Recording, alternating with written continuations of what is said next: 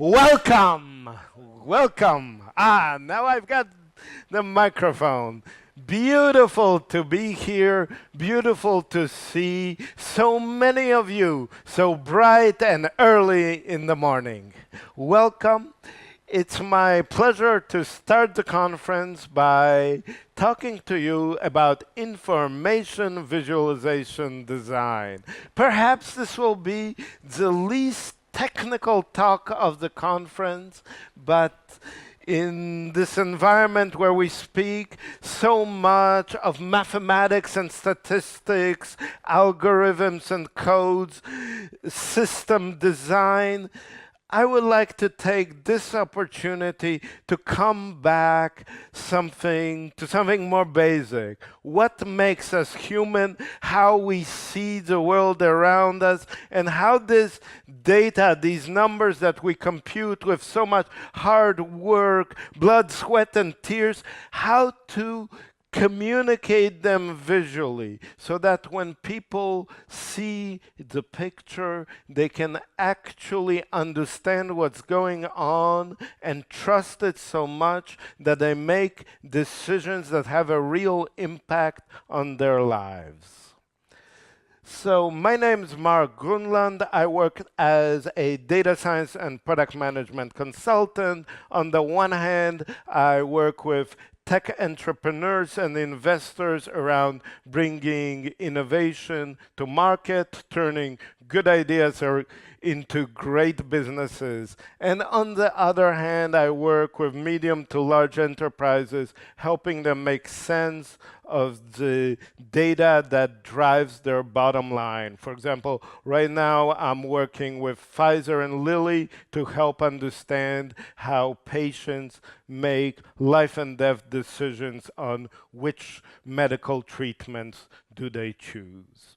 And out of the many things, many things I love to do in life, information visualization just so happens to be one of them. And let me tell you about it. So where to begin?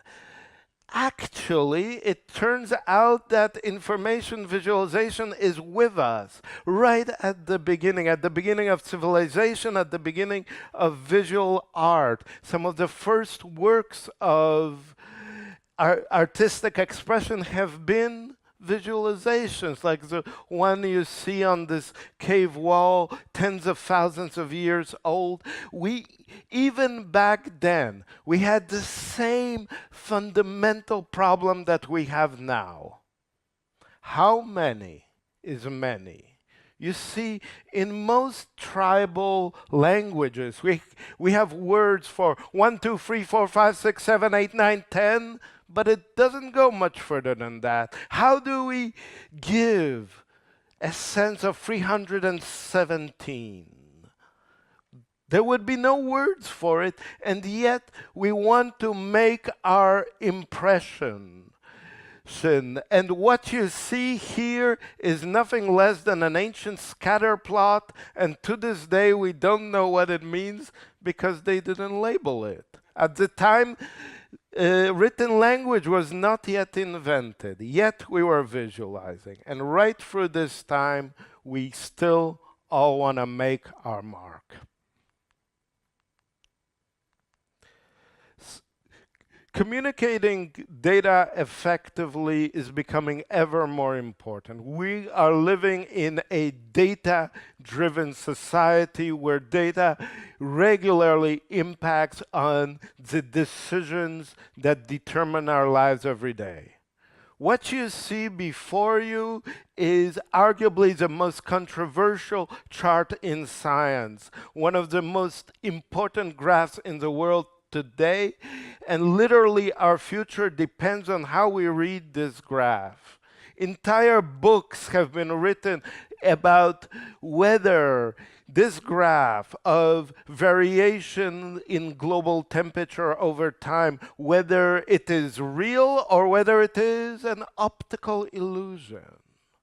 And of course, whenever we have information of this importance, we have to make a decision as designers, as scientists. How do we present our data?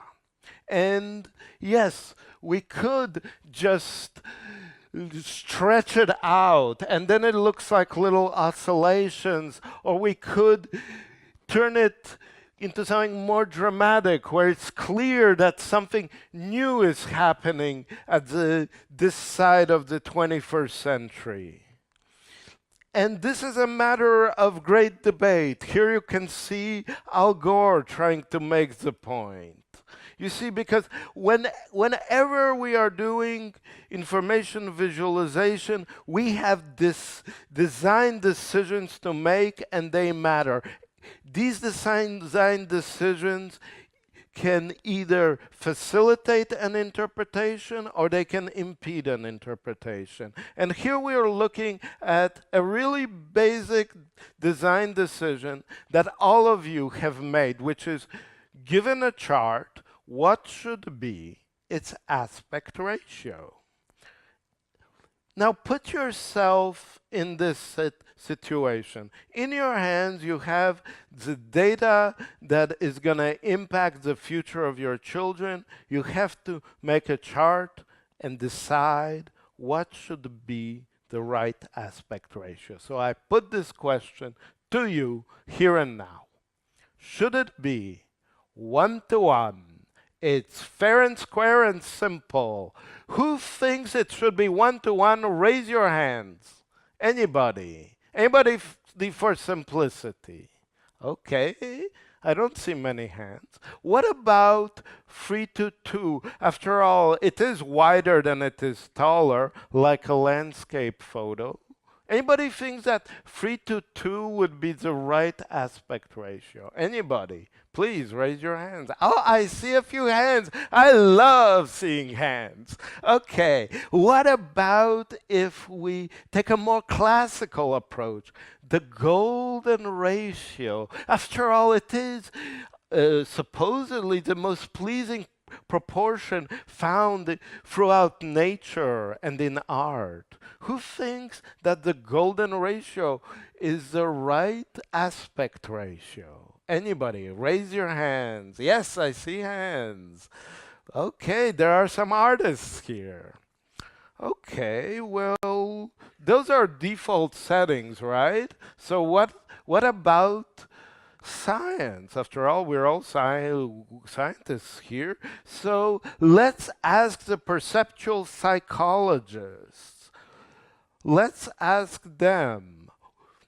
And they do experiments in psychophysics, and it turns out that you should make the average slope of all the line segments 45 degrees because it is perceptually optimal for orientation discrimination. Who thinks that the psychologist got it right? Please raise your hands. Not many hands for psychologists. I wonder why.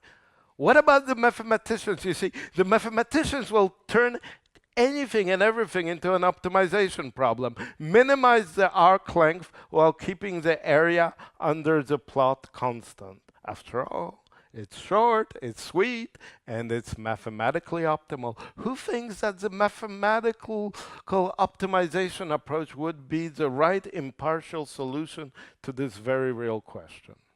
Anybody? Raise your hands. Oh, I see a few bold mathematicians. Welcome, welcome. Okay. So a lot of you still haven't raised your hands. So what do we actually do in the real world as well, software engineers, for example? Take the screen size or the window size as given. After all, the user is holding an iPhone and we may as well fill the screen. And so what if the graph looks different on an iPad? It is what the user holds in their hand, so obviously it must be what the user wants. Who thinks that software engineering has got it right? A few hands. Okay, well, I get the feeling like some of you haven't raised your hands and you've got the data and you're going to have to plot it, so a decision must be made. So what should be the aspect ratio? Perhaps it depends. What does it then depend on? It depends on the story the user is meant to believe. Does that make the rest of you politicians? I wonder. So here's another example of the kind of choices we have in that are ubiquitous in visualization. Now, as some of you may have noticed, we are standing on a sphere spinning through space. And the trouble with spheres spinning through space is that when we want to see them on a flat surface, well, something's got to give. Whatever projection we choose, we have to distort distances, directions, angles, shapes, or areas. And here's the projection that Google has chosen. It is the default view of our world, the one our children are growing up with. And I have a simple question for you. Is Africa as big? Is Africa smaller or bigger than the United States and China? Very basic question. It wouldn't seem much bigger. And yet, Africa is as big as United States, China, India, Japan, and most of Europe. Oh, and Peru as well, all thrown in together, but you'd never guess it from this map. Of course, as we work with data and information visualization, we can figure out what's going on, right? You take the sphere, you put a regular grid of equal-sized circles on the sphere, and take a look at the sizes of the ellipses to which they are projected on the map. And all of a sudden, the distortion between the countries of the north and the countries of the equator is really clear to see. Okay, well, what if we take a more modern approach? So cartograms are a visualization technique that distorts the size and shape of regions in order to make their area proportional to a given variable of interest. And here you see an equal area a cartogram where we're visualizing landmass. And lo and behold, Africa is huge. And that's no accident. But once more, we have to ask ourselves as data scientists, are we even plotting the right variable? Is landmass really what matters in the modern world? Or maybe there's another projection that we should be looking at. Consider the variables that truly matter in everyday life, which is population and wealth. And right away we see the predicament. Africa's got a pretty big population, but when it comes to wealth, it just vanishes off the map. Should this be the view of the world that we have hanging on our geography classroom? I wonder. So, in information visualization, the key challenge is, though data may be easily summarized by numbers, information is best communicated by patterns. You can't know what's going on unless you can see it. You see, take a look, for example, at these four plots. Each one of them has same mean, same variance, same correlation, same regression line. And yet, if I was building an industrial control system and I didn't bother looking at the data, if I was in this bottom row, I'd be asking for an accident whenever that outlier happens. Similarly, when we're talking about relationships, just because we cannot numerically detect correlation, and by the way, correlation drives many of the machine learning algorithms we'll be talking about at this conference. So just because we can't detect correlation doesn't mean that there isn't structure or relationship in the data as shown in the bottom row. So the key points here is that visualizing the data gives you much more than visualizing the statistics. Consider this very basic, commonplace example. We have various distributions: uniform, unimodal, bimodal. And if all we do is just plot the means, the standard management approach, we can't tell what's going on. And if we decide to be a little bit more sophisticated, and by the way, this goes over the head of many kind of business-related audiences, which would even struggle with this, and we would do a box plot.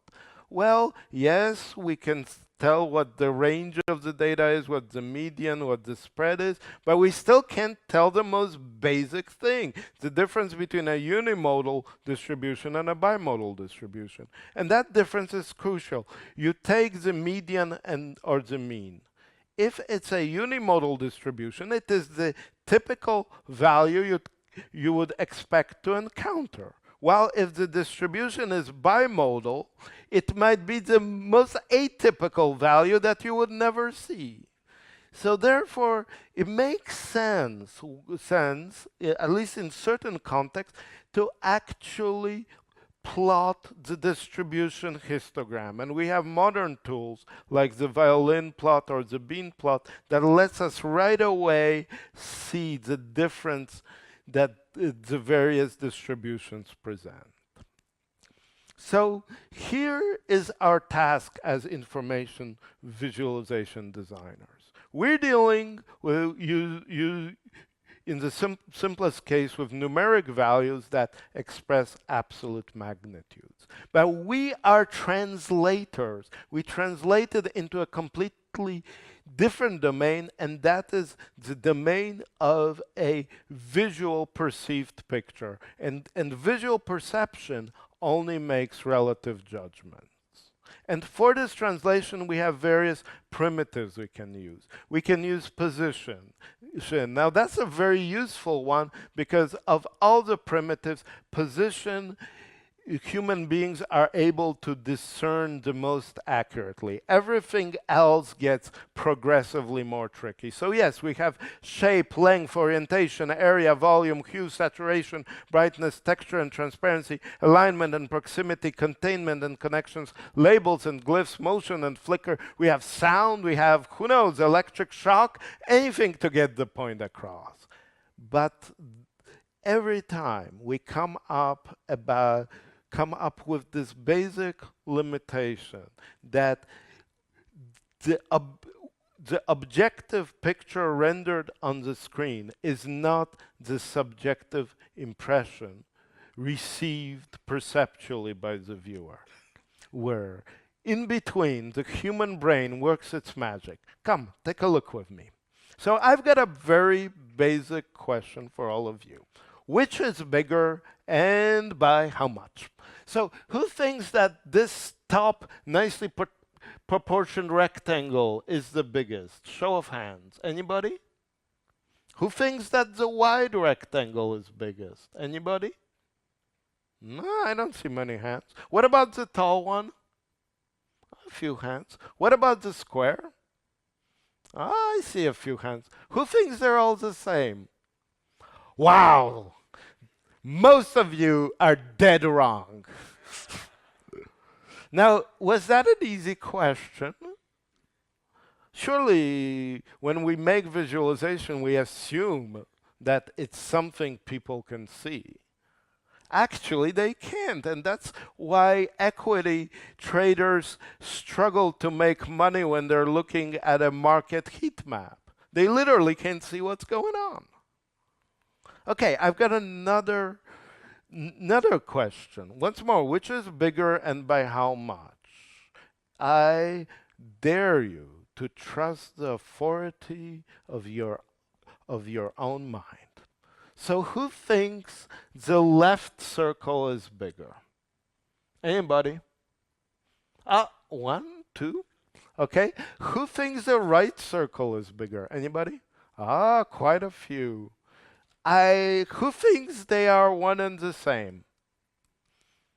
Oh, fantastic. I'm much relieved that even in this relativistic world, parallel lines remain parallel.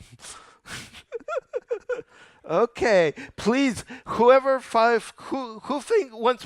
thinks they're the same? Raise your hand. Just keep your hands up. Who thinks they're the same? Who still thinks they're the same? What happened here? Is this why UK government spending makes no sense? You see, as I'm demonstrating to you, all the judgments that we make when we are reading visualizations are always made in context. So here's perhaps a truly vital example, which is, so often we want to use shading to express numerical values, and we assume that people can actually see what's going on. So I'm sure you can. So once more, which is brighter and by how much? Which is brighter and by how much? Which is brighter by how much? You see the differences in brightness? Who does not see any difference in brightness between these pairs? Nobody. And yet, the world is a strange place, don't you think? So this is exactly the situation where we're using shading to understand our charts. So what do? Perhaps we should use another primitive like shape. Oh, we're back to the previous problem.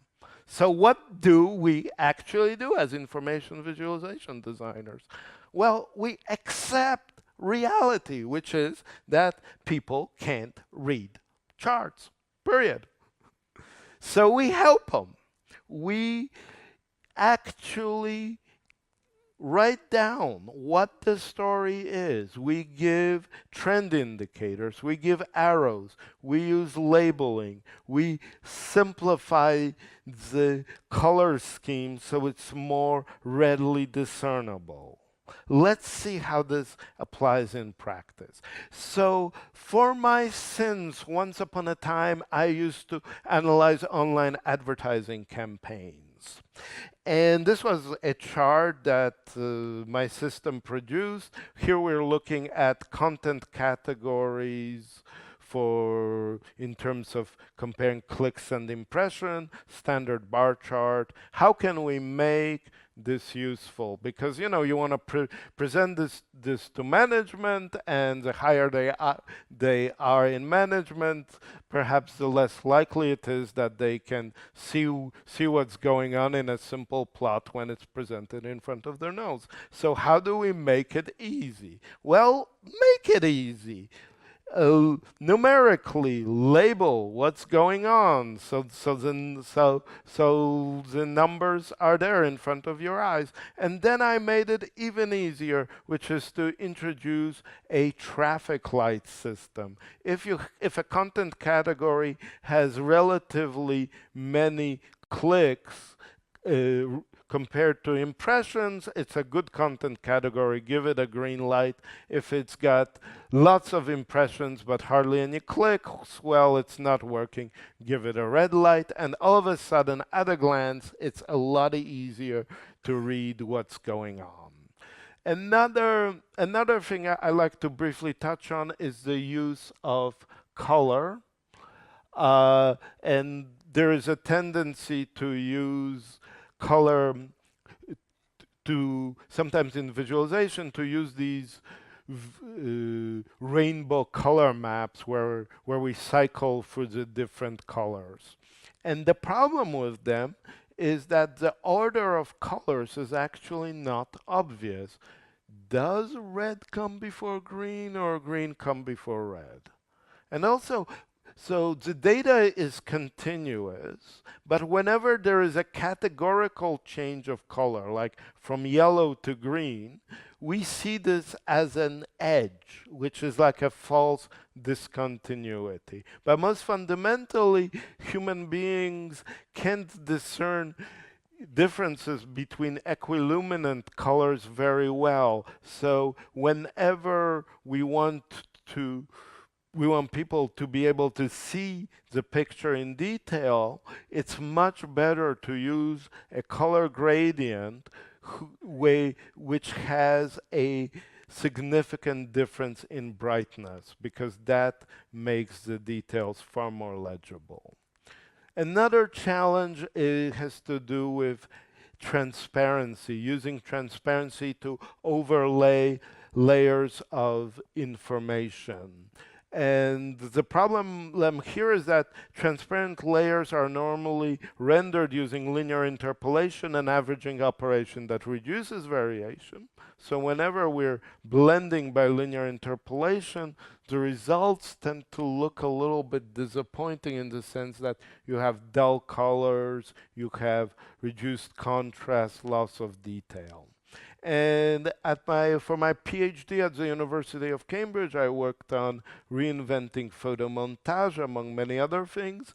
And one of the things I did was to design image blending operators that can preserve the key visual characteristics of the components of a composite image: contrast, color, detail, and salience. Here you have an example, and for example, right here, this is made using an operator that will take the layers of the composite image, and out of each layer preserve the region that is most likely to attract the attention of the eye, and it's able to make something like this versus the default blending, which is at the top left there. Of course, those are clever algorithms, but in practice, we might just want to hack it. This is how a map of the world emerges out of Facebook friend connections, where the arcs have been rendered in order of decreasing length using a color gradient that emphasizes short links, and all of a sudden you see a map of the world out of the connections we have between each other. This here is another example when I worked on online news analysis. For exploring the data, I started with like a Swiss Army knife visualization tool that I knocked together, but when it comes to actually presenting the data, sometimes it's better to use a visual metaphor. For example, here I'm combining a speed gauge with a radar to create a news radar to understand which news sources carry the most influence. I just want to give a few more examples of interesting visualizations. For example, and in this case, we're looking at how do we draw connections in a cloud of points. Now, as human beings, we've been doing this for a long time. In every culture, whenever people looked up at the stars, they saw constellations. So how can a computer do that in a way a little bit similar to the human mind? And this is a very simple but effective idea that works in any dimension for a variety of different metrics. And the idea is to take a sphere of influence around each point with the radius equal to its nearest neighbor distance, and simply connect every pair of points whose spheres of influence intersect, and lo and behold, the pattern clearly emerges. We often, when we have structured data, there are ways in which visualization can help us get an overview of the structure, understand what's really going on. So for example, here we're looking at expression trees, hierarchical data such as XML, JSON, and HTML. This can be quite an arduous thing to really get an overview if all you have is a text processor. But visually, if we simply use tree drawing and coloring the nodes according to the data type, right away we can see the structures, the self-similarities of the data that we're working with. Gonna skip ahead to another example. So often when we're looking at how data is connected, we are dealing with graphs. Now, whenever you have a graph that has more than just a few nodes and has a good deal many connections, it turns out that just about no matter how you draw it, if you draw the entire graph, it turns into this complicated thing that nobody can really know which way to understand, like a hairball your cat may cough up. And the key thing to observe is that from the perspective of the viewer, the attention tends to rest on one node at a time, trying to understand its connection to other nodes and their interconnections. So if we turn that into an interactive experience, we simply put all the nodes of the graph along the edge of a circle and let the user select a node, and right away it becomes very clear to which other node that node is connected, and then we can also draw some additional connections between those nodes. And that's called hierarchical edge bundles. To draw things a little bit to a close, I like to just present you with a fairly basic example that shows our choices in terms of what makes effective visualization design. The sense that sometimes communicating the message takes more than just plotting the data. And I took this example from a very famous information visualization book called Information is Beautiful, which may be true, but this chart I find pretty ugly and hard to read. The idea here is that what we're trying to illustrate is that the richest 20% of the world's population receives 82.7% of the world's income, while the poorest 20% receives just 1.4. And the original idea of this visualization was the idea of glass half full, glass half empty, but everything is sort of colored in yellow, and it takes way too much effort to read. So what do you do in practice?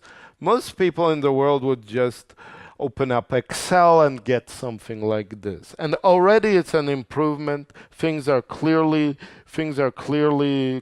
labeled and much easier to see what's going on. However, the trouble with pie charts is that human beings are not so good at discerning angles. So we don't really get a sense of how small that 1.4% is. So here's a chart that I made inspired by a famous visualization book, Show Me the Numbers by Stephen Few.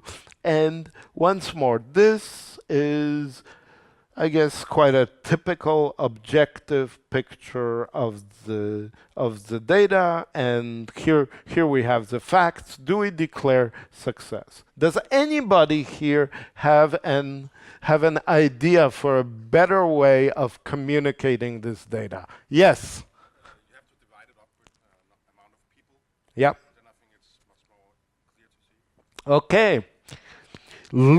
Make it clear how many people are involved. Anybody else? Well, you see, outside of this room, there are very different ways of visualizing data. This is how a journalist would visualize data. I took this example from the Huffington Post, where what we communicate is what is the implication of that income disparity in everyday terms, as in what you have to eat for dinner.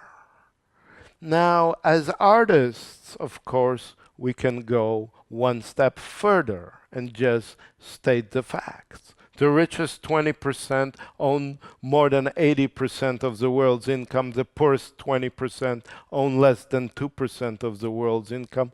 Is that right? Now, to me, this kind of communication illustrates the power that facts have. You see, sometimes we just want to be objective and present the picture. At other times, when we want to be memorable, when we want to be persuasive, where there is a very real decision that is being weighed, then then the open question is, what about emotion? You see, both from an evolutionary point of view and an experiential point of view, when a decision is being made, often the feeling comes first.